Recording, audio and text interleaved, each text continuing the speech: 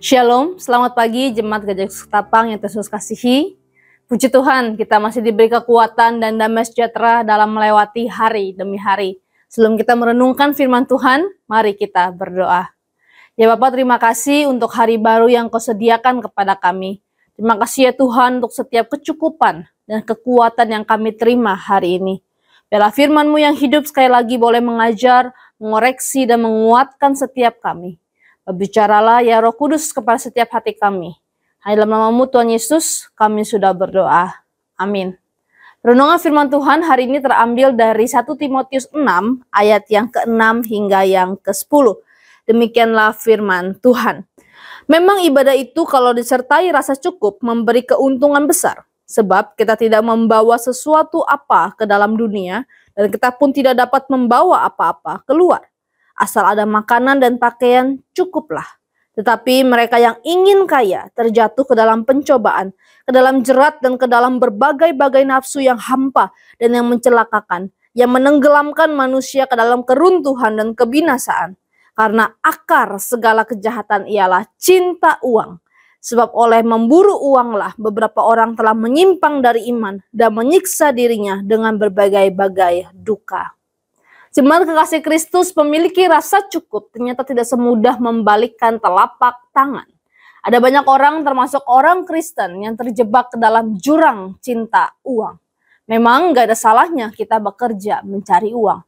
Toh kita semua membutuhkan uang untuk kelangsungan hidup sehari-hari. Uang itu bersifat netral, tetapi sikap kita terhadap uang itulah yang bisa menjadi masalah. Firman Tuhan hari ini dengan keras melarang kita untuk cinta uang, karena yang pertama kita tidak akan sanggup lagi merasa cukup dan bersyukur. Cinta uang akan membutakan mata kita untuk melihat kebutuhan kita yang sesungguhnya. Paulus berkata di ayat yang ke-8, asal ada makanan dan pakaian cukuplah.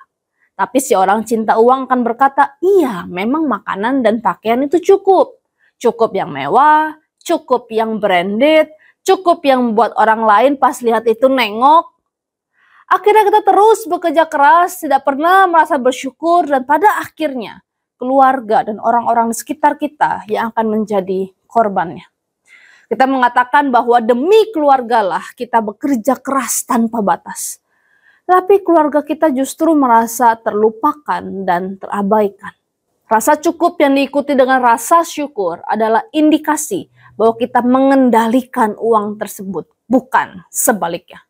Dengan demikian kita bisa merasa cukup dan bersyukur pada apa yang Tuhan berikan kepada kita. Alasan kedua mengapa firman Tuhan melarang keras untuk kita cinta uang adalah karena cinta uang tidak membawa manfaat apapun buat hidup sekarang maupun kekekalan. Di ayat yang ke-7 Paulus dengan jelas mengatakan sebab kita tidak membawa sesuatu apa ke dalam dunia dan kita pun tidak dapat membawa apa-apa keluar. Kita lahir sebagai bayi yang telanjang dan tidak memiliki apa-apa. Ketika kita meninggal, segala harta, pakaian, rumah dan sebagainya pun akan kita tinggalkan begitu saja. Kalau begitu, mengapa kita mati-matian mencari dan mengumpulkan sesuatu yang tidak bisa kita bawa mati? Terlebih lagi di ayat yang ke-9 dikatakan bahwa sikap cinta uang dan ingin kaya akan membawa kita ke dalam berbagai pencobaan. Ke dalam jerat nafsu yang hampa dan mencelakakan. Yang menenggelamkan manusia ke dalam keruntuhan dan kebinasaan. Ayat yang ke-10 katakan karena akar segala kejahatan ialah cinta uang. Sebab oleh memburu uanglah beberapa orang telah menyimpang dari iman. Dan menyiksa dirinya dengan berbagai-bagai duka. Jemaat kasih Kristus, saat seseorang jatuh ke dalam lubang cinta uang, maka hidupnya tidak akan lagi menjadi saluran berkat Tuhan. Malahan ia menjadi batu sandungan bagi orang lain berjumpa Tuhan. Karena itu lebih baik kita mengejar apa yang berkenan di mata Tuhan. Ayat yang 11 katakan keadilan, ibadah, kesetiaan, kasih, kesabaran, dan kelemah lembutan. Artinya, ketika hati kita terarah kepada apa yang diinginkan Allah, maka kita berada pada jalur kehidupan yang tepat. Jalur di mana bahaya cinta uang tidak akan melanda hidup kita. Jalur di mana mewujud nyatakan kasih kepada Allah dalam tindakan nyata. Yesus Kristus pernah menyimpulkan relasi manusia dengan uang dengan kalimat yang tepat. Kamu tidak dapat mengabdi kepada Allah dan kepada Mammon, yaitu uang. Maka dari itu sebenarnya ini adalah soal pilihan kita. Pilihan kemana kita akan mengarahkan hidup kita.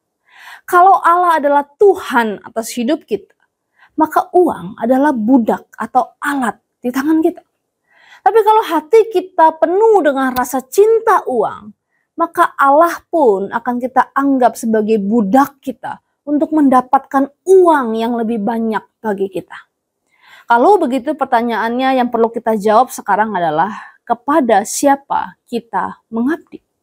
Kepada Allah atau kepada Mammon, yaitu uang. Kiranya Tuhan menolong setiap kita untuk memilih yang terbaik bagi kemuliaan-Nya.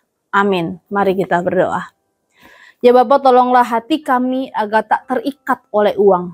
Malah kami mau mengelola uang yang Kau percayakan bagi kami untuk kami lakukan bagi kemuliaan-Mu. Berkati usaha kami, cukupi kebutuhan kami sehari-hari, agar kami semakin memuliakan nama-Mu ya Tuhan dalam hidup kami. Dalam nama-Mu Tuhan Yesus kami berdoa. Amin.